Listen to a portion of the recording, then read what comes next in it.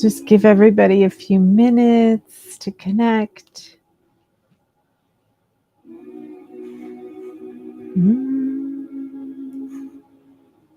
Listening to some beautiful chorus.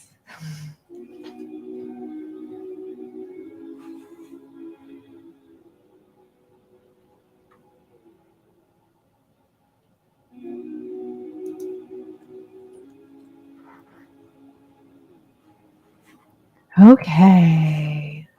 I hope everybody's having a lovely evening.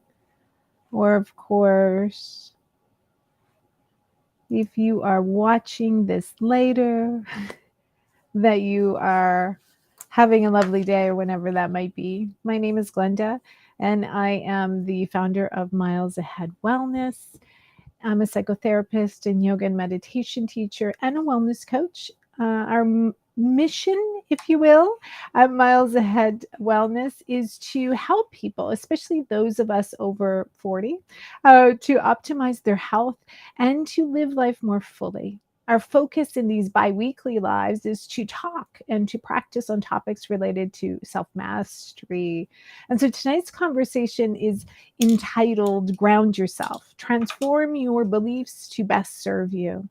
Ground yourself and transform your beliefs to best serve you. So we're going to talk a little bit about grounding, some conversations around limiting beliefs, a lot maybe, and go through a couple of smaller practices as we move through this session tonight. So let's begin with a conversation about like what is grounding as a starting point and why it's important.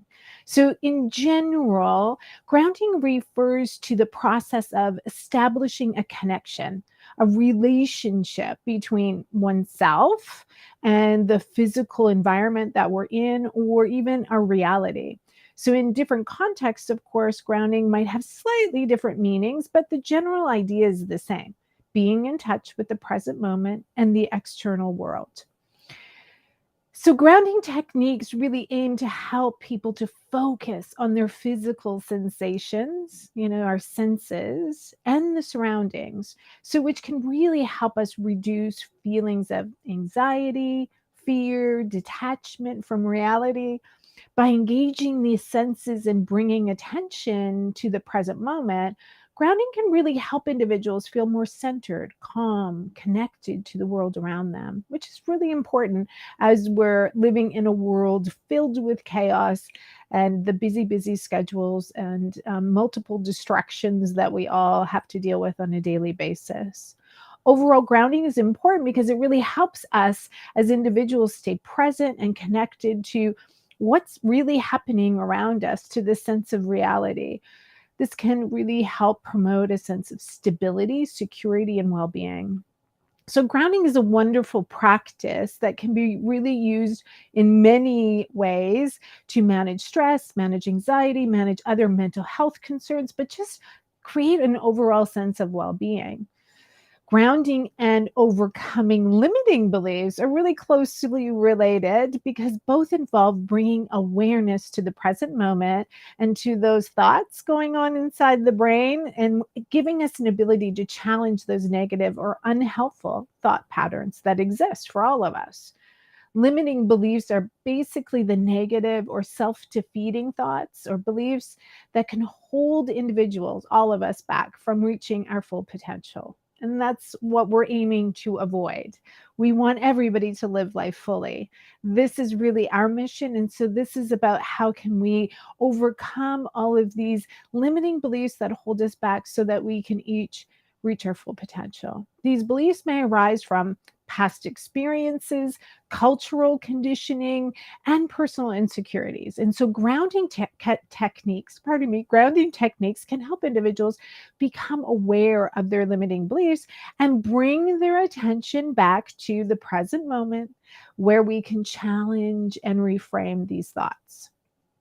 So imagine for a moment if someone has a limiting belief that they're not good enough to pursue a dream career that they're looking for. So inside they have this dream of this career that they want, but they don't really think that they're good enough to pursue it. Grounding techniques can really help them recognize when the those thoughts or those related thoughts start to arise in their mind and bring their focus back to what's happening in their body, what's happening around them. And by doing so, they can start to gain perspective and recognize that their thoughts are not necessarily reflective of reality. Ideas and thoughts are not necessarily true, right? So we can start to challenge them and to think of other ways in which we can view things. Grounding can also really help individuals build resiliency, something we've talked about a lot, and we will talk about a lot more next month, and self-awareness, which are important skills for overcoming limiting beliefs. So, by practicing grounding regularly, individuals can really become more attuned to those thoughts, right? We start to become a little more sensitive to the thoughts and the patterns that come up, or to even our own emotions, which can kind of start to help us, at least in recognizing our own patterns, right, more effectively. So we go, oh, there's that thing again. I'm getting that again, right? So here's that thought pattern again. And we can start to see it a little bit more clear. And we're going to talk about that a little bit more in a moment. In tomorrow's Substack article, if you aren't subscribed already, I highly encourage you to do so. Every Friday, we drop a new article. It's related, but it does include different information than what we talk about here and what we talk about in the podcast. You'll also see the podcast, and all the podcast articles are there as well. I will include a link in the show descriptions when this is done. And in that article tomorrow, I talk more about the importance of grounding, but also ideas on how you can go about grounding. One way, if you haven't guessed already, one of the best ways to ground is being in nature, right? Being in nature, being around the trees, being in the fresh air, kind of being surrounded by that physical environment really helps us to ground. Even kind of, in the morning in the summer, walking on the grass and kind of being barefoot on the grass, or being in outside is a great way to ground. But there's lots of other ways, and I will include a bunch in the article tomorrow. Okay. Let's shift gears just a little bit here. It's a rather long quote. It's actually more of a story that I want to share. It's a Tony Robbins quote. And it's just a really good one that can kickstart this conversation for us. And I think it really exemplifies what we want to be talking about in this shift of mindset. I will also include a link to the video, or a video of him talking about this, because I can't deliver it the way Tony Robbins can. But I think you'll get the gist of it. So Tony goes on to say something like this. Lacking resources is not the problem. Lacking resourcefulness is the real problem. This is all a quote from him, by the way. What I mean by this is very simple. The ultimate resource is human emotion. What starts wars? Emotion, right? Is it logical? No, it's emotion. What makes you get married or get divorced? Emotion. What makes you stay up all night working to build your business? Emotion. What makes you give up? Emotion. If you don't master your emotion, if you don't become resourceful, then you're going to think the problem is resources. Because I'm here to tell you that every great person I know didn't have the resources, but they got them because they were resourceful. If you're creative enough, creativity is a resource. Can you find an answer to the problem? Yeah. If you're determined enough, can you find the money that you don't have? Yes or no? If you care enough and get other people to care for you, can you get them to help you? Yes or no? If you're bold enough, if you're strong enough, if you're disciplined enough, can you get yourself to do things that people cannot find a way to do? Yes or no? See, the ultimate resource is resourcefulness. If you can find the hunger inside of you, and you can remember, I don't need resources, I need resourcefulness. That'll get me the resources. And anything you dream about, you can make real. But the minute you forget that you come up with a story that goes wrong, right? Like, I don't have the money, I don't have the time, whatever it might be. Pardon me. Whatever it might be, it's gone, right? The story is gone. So we change our story, we change our life. And we all have a story because we're afraid. We're afraid we're going to fail. We're afraid to not look good. We're afraid to be disappointed. We're afraid to get our hopes up. But the only way that you get courage, right? The courage means that we are scared and we do it anyways. So whether you do it or not is not based on your ability. What you're capable is amazing, is limitless, right? But what most people will do is disappointing. It has nothing to do with the content of what needs to be done. It's everything to do with the mastery of your own state. Tony Robbins, resourcefulness. So I think it's an important quote, especially as he ends, right? This is the mastery of our own state, which is very much what we're trying to do. What we're working on is becoming the master of our own experience, of our own feelings, of our own emotions, of our own thinking, right? Of learning to be in charge of all of these things and not be a victim to it. So what is your story about yourself? The story began a long time ago. In fact, many believe between the ages of 0 and 7 years of age, it's the most impressionable time of our life. And we soaked in all the things from around us.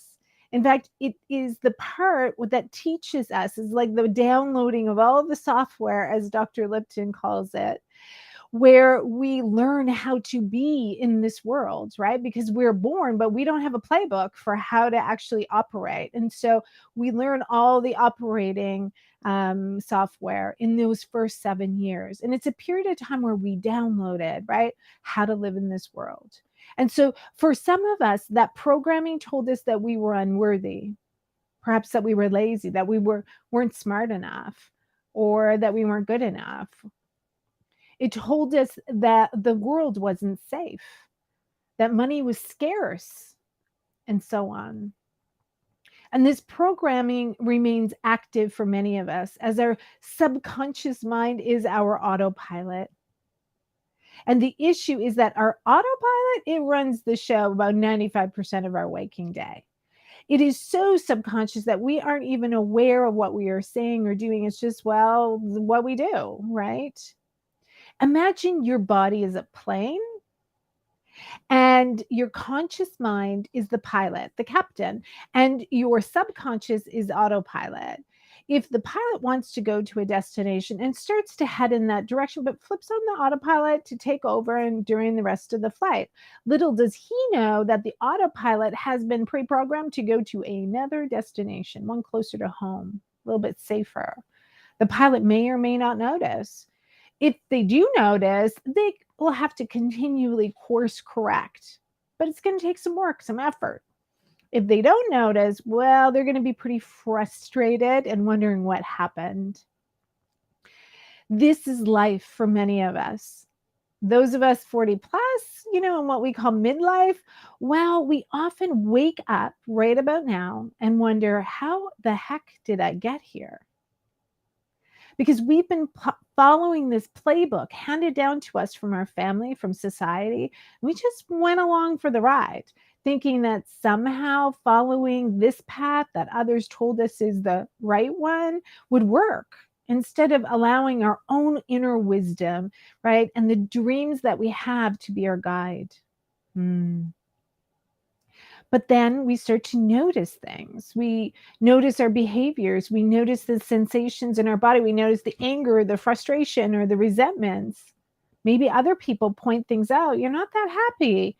Or we just start to have issues in our life. We struggle. And maybe we find our way to a doctor or therapist or coach. Maybe we go to a meditation class or a yoga class, and we begin to start to pay attention to our inner body. We become more self-aware of the story that goes on in our mind, the content of our thoughts. And we might be shocked. We start to see how negative we are, how mean we are to ourselves. We start to see how we are holding ourselves back out of so much fear. We see how we really don't speak our minds or what we need for fear of what will happen. Are you bold? Are you disciplined? Are you courageous? Are you creative? Are you determined? Are you resourceful? Whether you said yes or no, why did you say yes or no? What story do you carry about yourself? And maybe even more important, does it serve you well today? Maybe it's time for an upgrade. Upgrading our internal programming is what I've been calling it. Remember this, a belief is an idea that gets reinforced over time. It's something we tell ourselves over and over and over and over again. And the longer and more often, the more myelinated that neural connection is, the stronger it becomes. And we may have to work a little harder to redirect it to something more positive. And this is where people are often challenged in this world that we live in. We want instant gratification. We'll try something, it didn't work. It's not going to happen. But that's not how this works. It actually takes a bit of effort and repetition. So why do you think these beliefs and the stories that we carry with them are so compelling? You know, those stories feel so true, don't they? We can come up with lots of reasons and rationale of why they might even be true. But why are they so compelling, especially when they're holding us back? Well, part of the issue, maybe, I'm not sure issue is the right word, but part of it is the RAS, the reticular activating system, the RAS. It's a part of the brain. It's in the back here. It's very small. It's like a diameter of a pencil, maybe. And it connects the subconscious to the conscious parts of our brain. And it takes in all the senses except for smell. And smell actually goes to the emotional part of the brain. All of the other senses, though, go to this part of the brain and then connects the conscious and the unconscious parts of the brain. So all of our senses, except smell, are wired directly to this bundle of nerve. And it's like a filter. So often that's what we think of it, like all this sensory information we perceive all day long, because we take in lots and lots of data all day long. Most of it we don't even pay attention to. So why do we pay attention to some things and not other? Well, the RAS is the gatekeeper of information that lets into the conscious mind, because we would be overwhelmed with information if all of it is. So what's most important for you to know and what can be ignored? That's determined by the RAS. So how does it decide?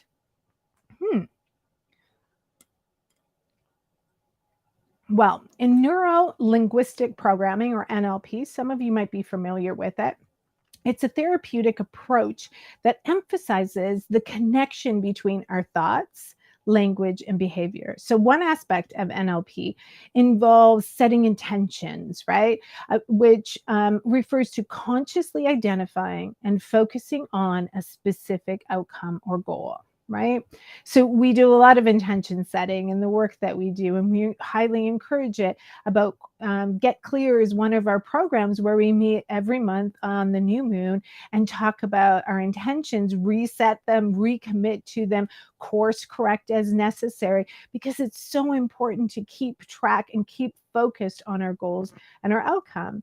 Well, in NLP, it talks about this and uses the knowledge of the RAS. So the RAS, this network of neurons in the brainstem, right, that we know actually is involved in training the brain to focus on positive and empowering thoughts and experiences rather than the negative ones. So in NLP, we set an intention, or reprogramming the RAS, if you will, and these go hand in hand. By setting a clear right, and specific intention, you provide your brain with a target to focus on, which helps the RAS to activate and say, this is super important. This is important. So I'm going to pay attention now to any relevant information and bring it to your attention that's related to it. And by consistently reinforcing positive thoughts and experiences related to your intention, you begin to reprogram your brain to filter out the negative information and to those positive ones. This is why things like gratitude practices and anything where we continually focus on something and look, right, and bring it into our awareness, we're slowly reprogramming that RAS to say, this is important and this you don't have to pay attention to. So imagine, for instance, if your intention is to become more confident in social settings. Lots of people have a bit of social anxiety. You might want to focus on positive self-talk and visualize yourself successfully interacting with others, right? By pardon me, by consistently reinforcing these positive thoughts and experiences, you can begin to reprogram your ads to notice and prioritize situations where you feel super confident and successful in those social situations. So we're filtering out the negative self-talk and we're encouraging that positive self-talk and the experiences so that we're reducing social anxiety and inadequacy. So there's a great little book called Mindset. Carol Dweck, she's a Stanford professor and she's a researcher on mindset. One of the main people that and was the one who came up with the idea around growth mindset. So in her book, she says this quote: "Believing that your qualities are carved in stone, the fixed mindset, creates an urgency to prove yourself over and over again. If you have only a certain amount of intelligence, a certain personality, or a certain moral character, well, then you'll have to prove that you have a healthy dose of them. So you're constantly having to prove yourself then. It simply wouldn't do to look or feel deficient in these basic characteristics, right? We never want to look bad with someone. So if we feel like or we believe that we don't have that much of it, we're going to have to work that much harder to create the proof around it. That's a fixed mindset. It's a recipe for thwarting potential, because when you're locked in this mindset, you do everything you can to avoid looking bad, missing the fact that these challenges themselves that might result in failure and you looking bad are precisely the way you're going to have a shot at becoming great. Because of course, as the saying goes, as it relates to mindset, Michael Jordan he wasn't born Michael Jordan, right? Well, he was born Michael Jordan, but he wasn't born with the talent and skills. He gained the skills through thousands and thousands and thousands of shots and practice hours. Tiger Woods didn't just start playing golf and win a Masters, right? He started golf when he was really young and practiced and practiced and practiced. They developed the skill. They failed more times than they won. But it was in the practicing, the learning, in the challenging themselves to learn and grow that they became masterful. So here's the growth mindset. In this mindset, the hand you're dealt with is the starting point for development. The growth mindset is based on the belief that your basic qualities are things that can cultivate through your efforts.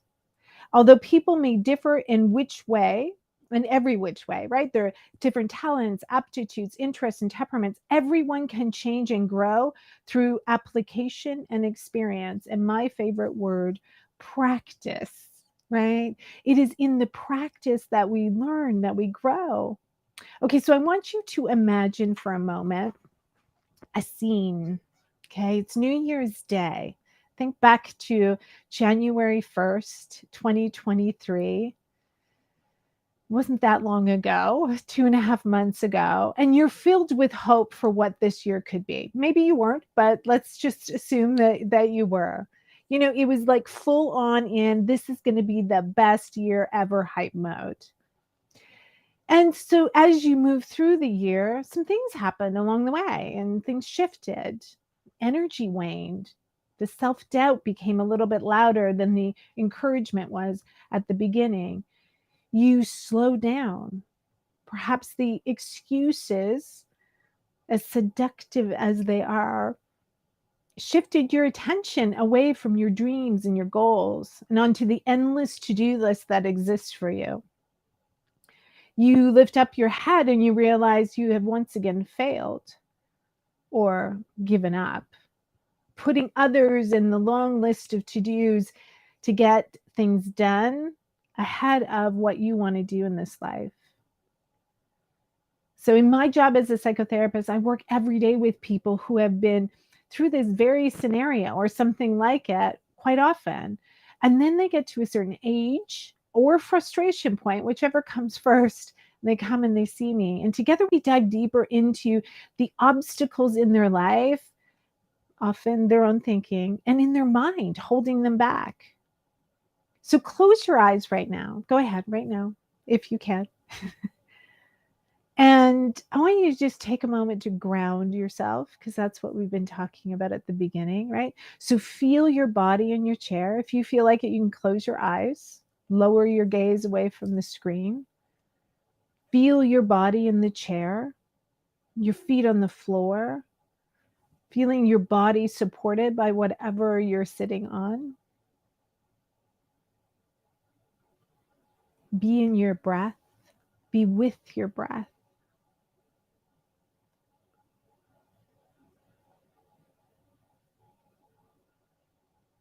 Feel your whole body breathing.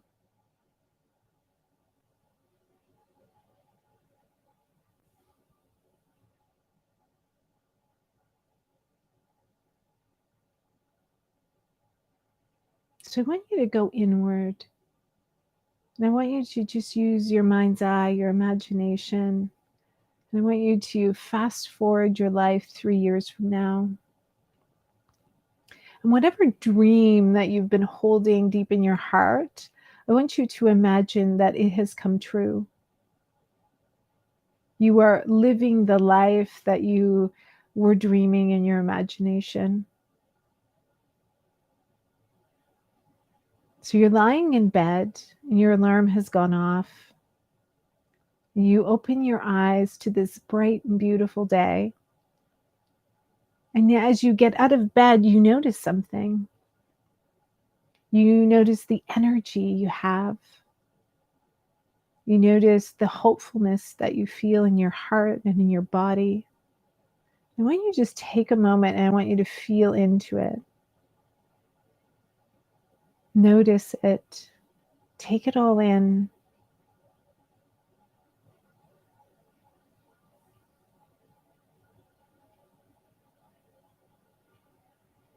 And as you begin to move through your morning routine, just pay attention to what you're doing. Who's around you? Where are you? As you get ready to move through your day, where are you going? What are you doing?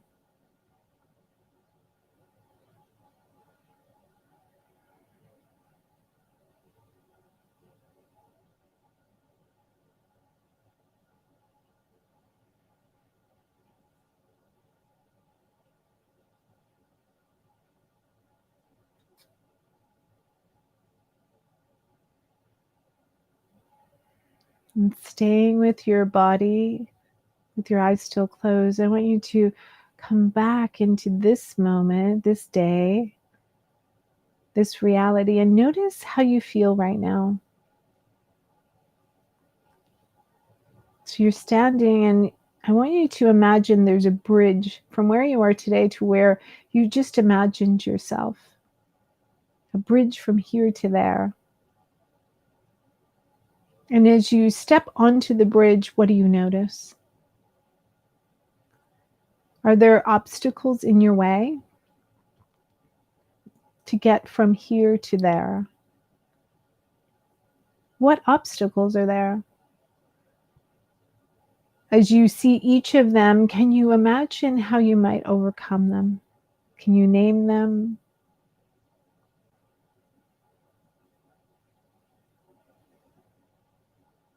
What stops you today from living that life that you dreamed of?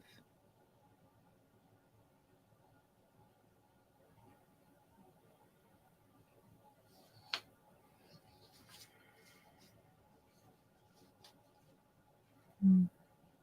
Okay, so open your eyes again and come back to me in the here and now.